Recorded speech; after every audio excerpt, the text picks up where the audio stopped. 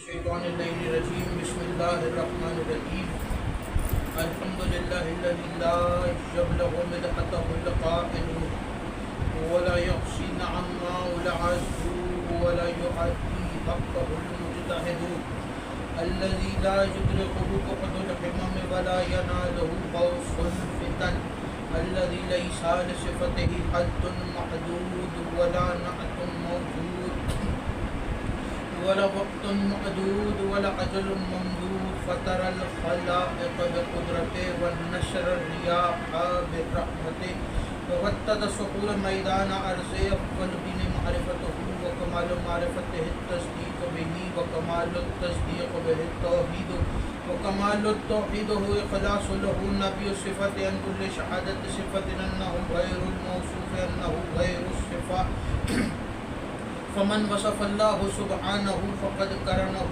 ومن قرنه فقد سناه ومن سناه فقد جزاه ومن جزاه فقد جهله ومن جهله فقد إشار إليه ومن إشار إليه فقد حده ومن حده فقد حده الصلاة والسلام والتحية والإكرام على النبي الرحمة وخادم المغفرة وقائد خير والبركة ومنتزل عباد من الحلقة سيدنا ومولانا أبي القاسم محمد اللهم صل على محمد وآل محمد وآله الطيبين الطاهرين المعصومين المنتخبين المنتجبين ولعن الله ولا أعدائهم وغاصب حقوقهم ومنكر فضائلهم أجمعين أما بعد فقد قال الله تبارك وتعالى في كتابه المجيد وفرقانه الحميد وقوله الحق بسم الله الرحمن الرحيم إذا جاء نصر الله والفتح صلوات بآواز بلند اللهم صل على محمد وآل محمد دعا ہے پروردگار عالم سے کہ آپ حضرات کو اس فرش پہ چلایا میرا عظیم خالق اللہ اپنی بارگاہ میں قبول منظور فرمائے آپ کو اس فرش پہ آنے کا بہترین اجر عطا فرمائے کوئی غم نہ دے سوائے غم حسین کے اللہ کو دعا کی ایک دعا میرے اللہ قبر کی پہلی رات کو زیارت امیر نصیب فرما قیامت کا دن ہو شفاعت شبیر نصیب فرما محشر کے روز کھات میں قرآن کھات میں دامن اہل بیت نصیب فرما ہمارے آخری وارث کا ظہور جلد سے جلد فرما ہمیں امام کے انوار و انصار میں شامل فرما اور ہر عزادار کو مرنے سے پہلے لازمی مرتبہ تمام زیارات مقدسہ کی زیارت نصیب فرما تمام دعاؤں کو قبولیت تک پہنچائیں سہارا درود کرنے کا مل کے سارے بلند آواز سے سارا اللهم صل على محمد وآل محمد مزاج معلّہ کی نفاستوں پر ناگوار نہ گزرے تو صلوات ذرا بلند آواز سے تلاوت اللهم صل على محمد وآل محمد اجازت ہے گفتگو شروع مجلس اعزا بسلسلہ شہادت مولائے کائنات امیر المومنین علی ابن ابی طالب علیہ السلام اللهم صل على محمد وآل محمد منعقد ہے اور سرنامہ کلام میں قرآن کریم کی آیت تلاوت کرنے کا شرف حاصل ہوا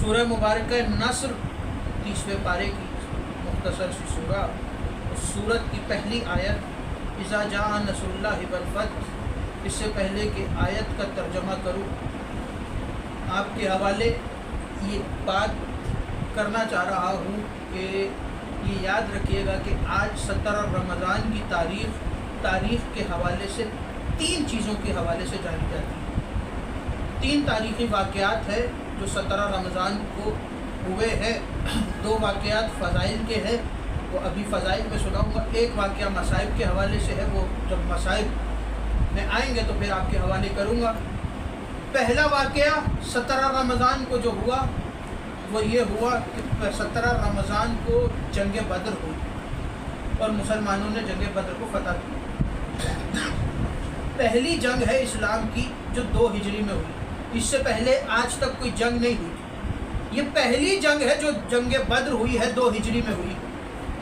جو مسلمانوں نے لڑی ہے ابو جہل کے لشکر کے خلاف اور جنگ بدر کو لڑنے کے لیے مسلمانوں کا جو لشکر آیا تھا اس کی تعداد تھی 313. توجہ رکھیے گا، اس کی تعداد تھی 313. اور جو کافروں کا لشکر آیا تھا اس کی تعداد تھی 1000. 1000 کے مقابلے پہ 313 کو لے کر رسول آئے تھے. ان 1000 کے پاس 700 اونٹ تھے، رسول کے پاس 70 اونٹ تھے. ان 1000 کے پاس 300 گھوڑے تھے، رسول کے پاس صرف 3 گھوڑے تھے. تو اتنے بڑے لشکر کے مقابلے میں رسول اتنا مختصر سا لشکر لے کے آئے ہیں. اور دوسری جو سب سے بڑی آج کے دن کی مناسبت ہے 17 رمضان کی، اس کے لیے صرف ایک ہی شعر آپ کے حوالے کروں گا اور اس کے بعد میں وہ شعر کہہ کے بات کو آگے بڑھا دوں گا کہ ہر ایک کے سینے میں سمندر نہیں ہوتا، ہر چاک گریبان کلندر نہیں ہوتا، اور کر دیتا تیرے ٹکڑے ارے اونٹنی والی گر شیر الہی تیرا دیور نہیں ہوتا. تو آج تو بڑے بڑوں کو چونا لگا ہے اور بڑے بڑوں نے چونا لگایا ہے. بہرحال جنگ بدر، قرآن کی آیت سورہ نصر کی آیت، خدا نے ارشاد فرمایا اذا جاء نصر اللہ والفتح. خدا کو جو مدد کے لیے پکارے گا فتح اس کے مقدر میں، فتح اس کے لیے ہے. اور رسول نے پکارا. رسول ہجرت کر کے جب مکہ سے مدینہ آئے، حضرت ابو طالب علیہ السلام کی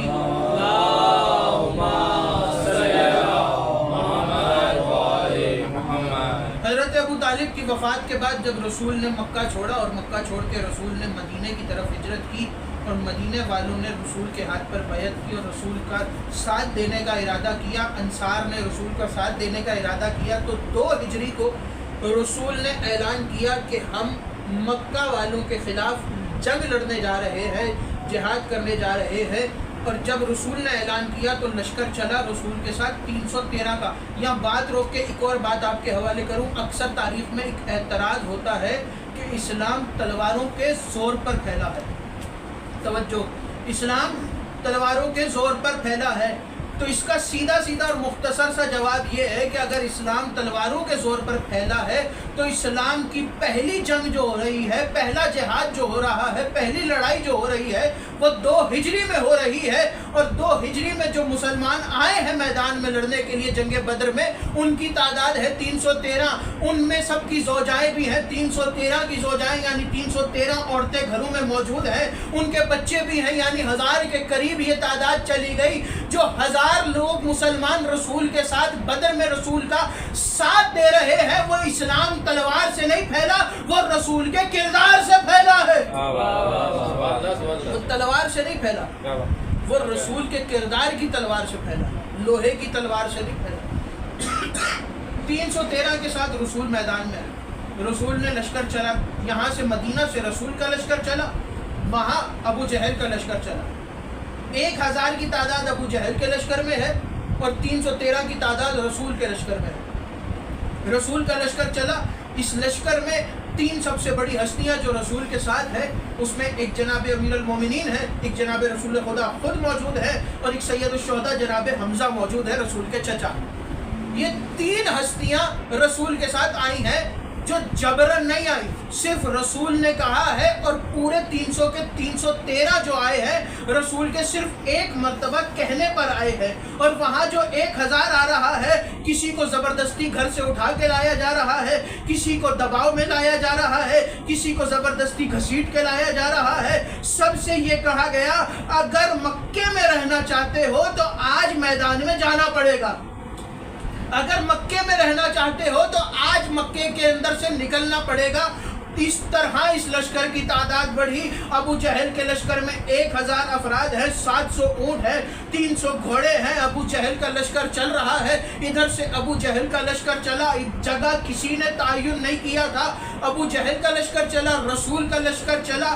رسول نے اس جنگ میں توجہ، رسول نے اس جنگ میں کچھ اصول بدلے، جنگ کے کچھ اصول بدلے، اور بدل کر رسول نے اپنے سے آگے 2 جاسوسوں کو بھیجا. توجہ رکھیے گا، 2 جاسوسوں کو رسول نے بھیجا کہ کہ جاؤ اور جا کے دیکھ کے آؤ کہ لشکر کہاں پہنچا ہے۔ رسول کے جو جاسوس تھے وہ 10 رمضان کو نکلے مدینے سے، اور رسول کا جو لشکر ہے وہ 12 رمضان کو نکلا ہے مدینے سے۔ 12 رمضان کو مدینے سے لشکر نکلا ہے، 17 رمضان کو بدر کے 16 رمضان کی رات کو بدر کے مقام پہ پہنچا ہے، اور 17 رمضان جو آج کا دن گزرا ہے یہ جنگ ہوئی ہے اور رسول نے فتح کی ہے، اور خدا نے فتح علی کے ہاتھوں پر رکھی تھی۔ توجہ، خدا نے فتح مولا علی کے ہاتھوں پر رکھی تھی۔ رسول کا لشکر چلا اور جگہ کسی نے تعین نہیں کی۔ رسول کے لشکر کے آگے آگے رسول کے جاسوس، ادھر سے ان کے جاسوس، دونوں لشکروں کے جاسوس آگے بدر کے مقام پر رکے۔ بہت بڑا میدان تھا اور اتنا اہم ترین مقام تھا، توجہ رکھیے گا، اتنا اہم ترین مقام تھا کہ مدینہ سے نکلنے والے بھی اس میدان سے ہو کر دنیا کے دوسرے ممالک میں جاتے تھے، مکہ سے نکل کر جانے والے بھی اس مقام سے گزر کر دوسرے ممالک میں جا سکتے تھے۔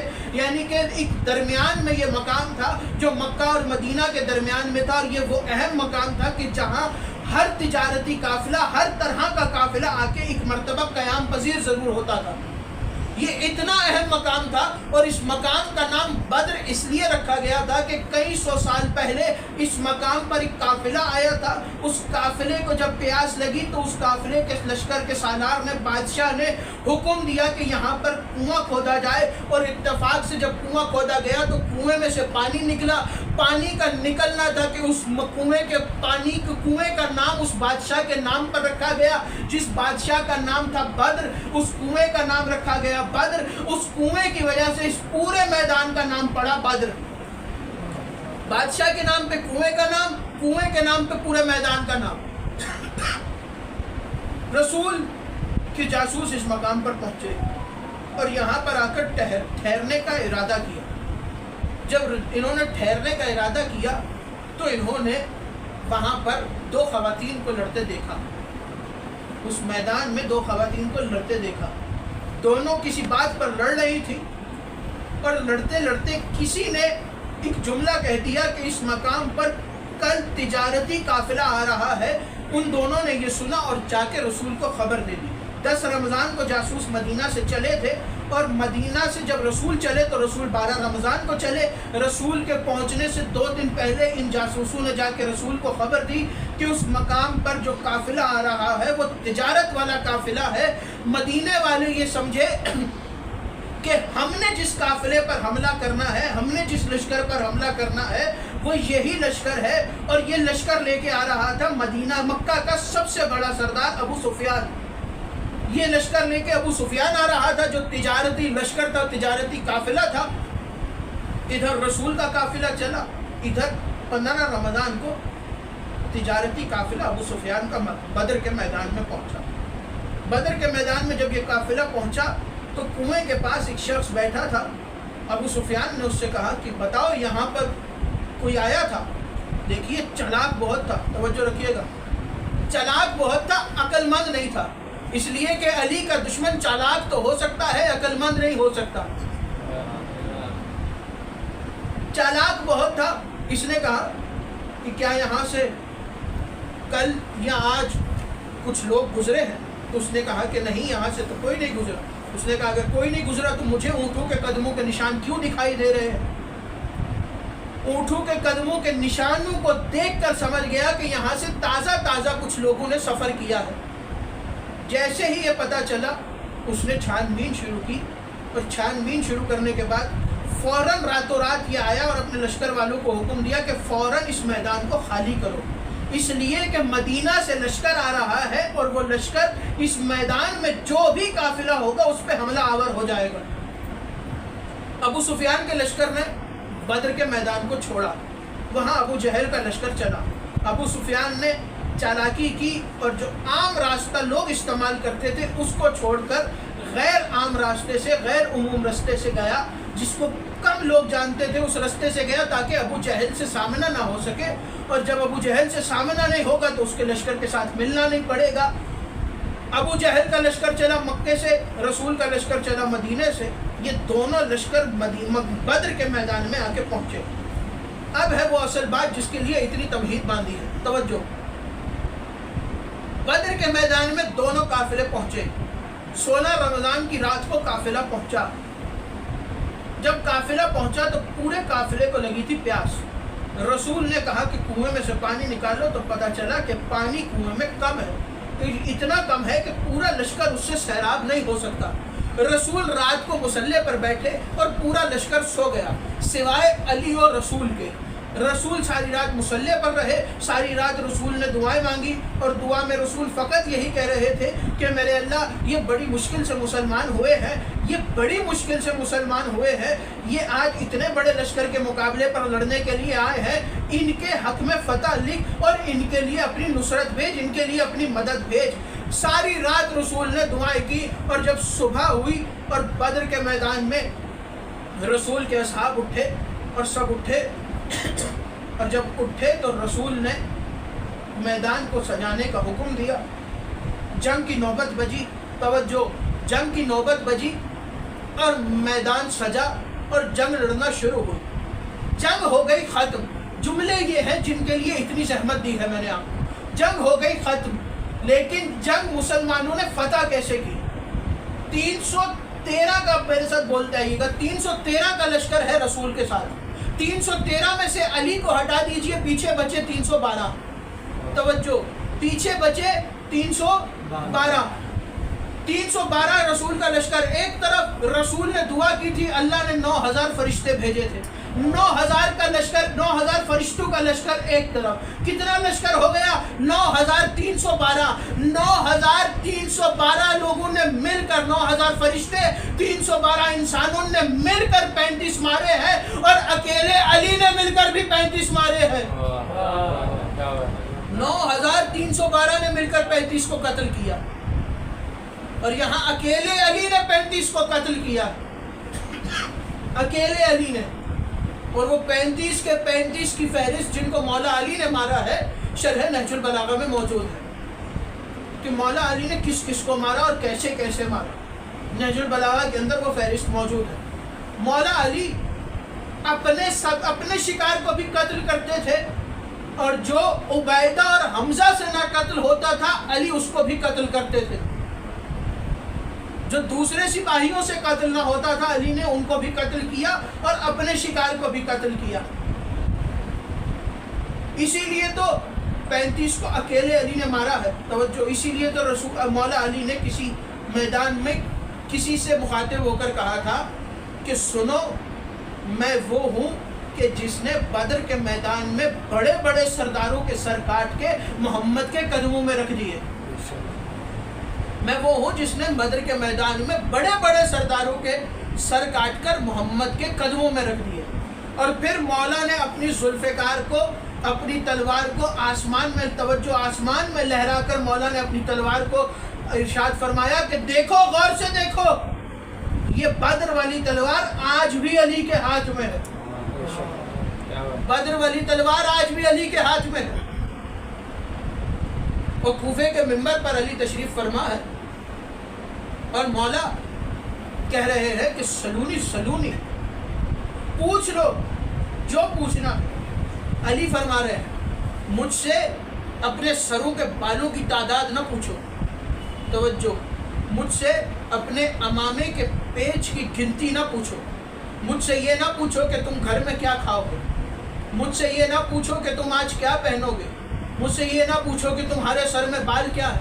علی کہہ رہے ہیں مجھ سے پوچھنا ہے تو یہ پوچھو کہ علی کے سینے میں علم کتنا ہے.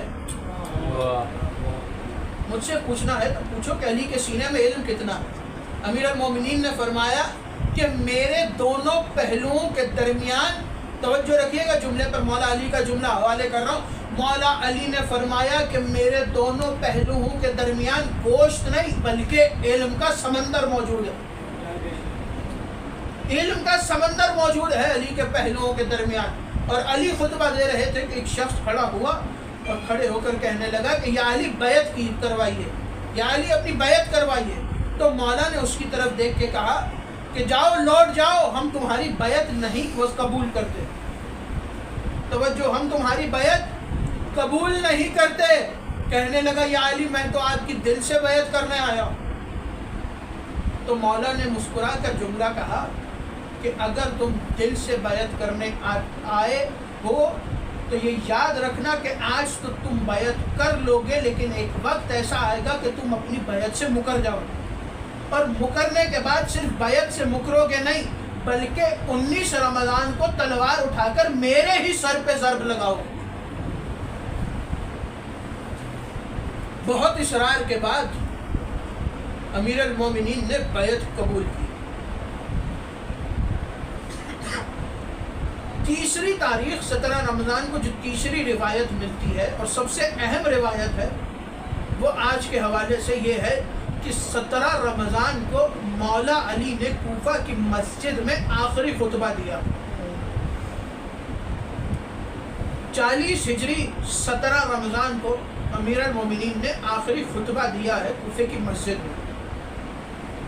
نماز پڑھانے کے بعد جب علی فارغ ہوئے اور ممبر پر تشریف فرما ہوئے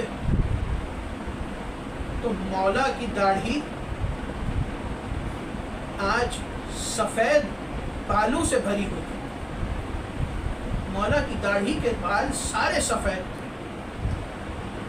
اس لیے کہ علی نے کافی مہینوں سے داڑھی پر خضاب کرنا چھوڑ دیا تھا۔ علی ممبر پر تشریف فرما ہوئے، ساسا بن سوہان مولا کا صحابی مولا کے پہلو سے کھڑا ہوا اور کھڑے ہو کر کہنے لگا، یا علی مجھے اجازت دیجئے میں بازار میں جا کر خضاب خرید کر لاؤں تاکہ آپ اپنی داڑھی کو رنگین کر سکے۔ یا علی آپ کی داڑھی رنگین اچھی لگتی ہے، سفید بالوں میں اچھی نہیں لگتی۔ تو ساسا کی طرف دیکھ کر امیر المومنین نے جملہ کہا، ساسا اب علی اپنی داڑھی پر ایسا خضاب کرنا چاہتے ہیں کہ جس کا رنگ ایک مرتبہ ہوگا لیکن قیامت تک نہیں اترے گا۔ ساسا خاموش ہو کے بیٹھ گیا۔ امیر المومنین نے خطبہ شروع کیا۔ خطبہ دیتے دیتے مولا نے خطبہ روکا، کوفے والوں کو دیکھا، دیکھ کر کہنے لگے، کوفے والوں یہ بتاؤ کہ کیا علی کا تم پر کوئی حق ہے؟ کہنے لگے، مولا آپ ہی ہمارے آقا ہیں، ہماری جانیں قربان آپ کے لیے، مولا حکم کیجئے۔ کہ کوفے والوں ایک بات علی کی وصیت سمجھ کے یاد رکھنا، مولا حکم کیجئے۔ رو کے کہنے لگے، کوفے والوں کبھی بھی قیدیوں کو پتھر نہ مارنا، کوفے والوں کبھی بھی یتیموں کو پتھر نہ مارنا، یتیموں کا خیال رکھنا، قیدیوں کو پتھر نہ مارنا، کسی کے اوپر جلتا ہوا پانی نہ پھینکنا۔ امیر المومنین خطبہ دے رہے تھے، اچانک آواز آئی، بیٹا حسن آج رمضان کی کون سی تاریخ ہے؟ آواز دے کے کہا، بابا آج 17 رمضان ہے۔ کہنے لگے، بیٹا عید میں کتنے دن رہ گئے؟ آواز دے کے کہا، بابا 12 یا 13 دن رہ گئے۔ رو کے کہنے لگے، عید تو وہ منائے گا جو 21 رمضان کے بعد زندہ رہے گا۔ یہ کہہ کر مولا نے مولا حسین کو قریب بلایا اور اپنے قریب بلا کر مولا حسین کی داڑھی کا بوسہ لینا شروع کیا۔ آخری جملے حوالے کر رہا ہوں ممبر، مولا حسین کی داڑھی کے بوسے لینے شروع کیے، اور بوسے لیتے لیتے علی آنکھوں سے رو رہے تھے اور روتے روتے کہہ رہے تھے، واہ حسینہ واہ غربتا، واہ حسینہ واہ غربتا۔ حسین نے رو کے پوچھا، بابا یہ میری داڑھی کو چوم کر، میری داڑھی پر بوسے دے کر رونے کی وجہ کیا ہے؟ آواز دے کے کہا، بیٹا حسین مدینہ شہر تھا، مسجد نبوی کا ممبر تھا، ممبر پر رسول تشریف فرما تھے، خطبہ دیتے دیتے رسول نے خطبہ روکا اور مجھے مجمع سے اٹھا کر اپنے قریب بلایا اور سینے سے لگا کر میری داڑھی پر بوسہ دیا اور رو کر کہا، یا علی ایک وقت آئے گا کہ تمہاری یہ داڑھی تمہارے خون سے خضاب ہوگی، تمہارے خون سے رنگین ہوگی۔ رو کر کہنے لگے، حسین رسول نے کہا تھا میری داڑھی میرے خون سے رنگین ہوگی، میں اس لیے رو رہا ہوں کہ میری داڑھی تو فقط میرے خون سے رنگین ہوگی، تمہاری داڑھی کبھی اکبر کا لہو، کبھی عباس کا لہو، کبھی قاسم کا لہو، کبھی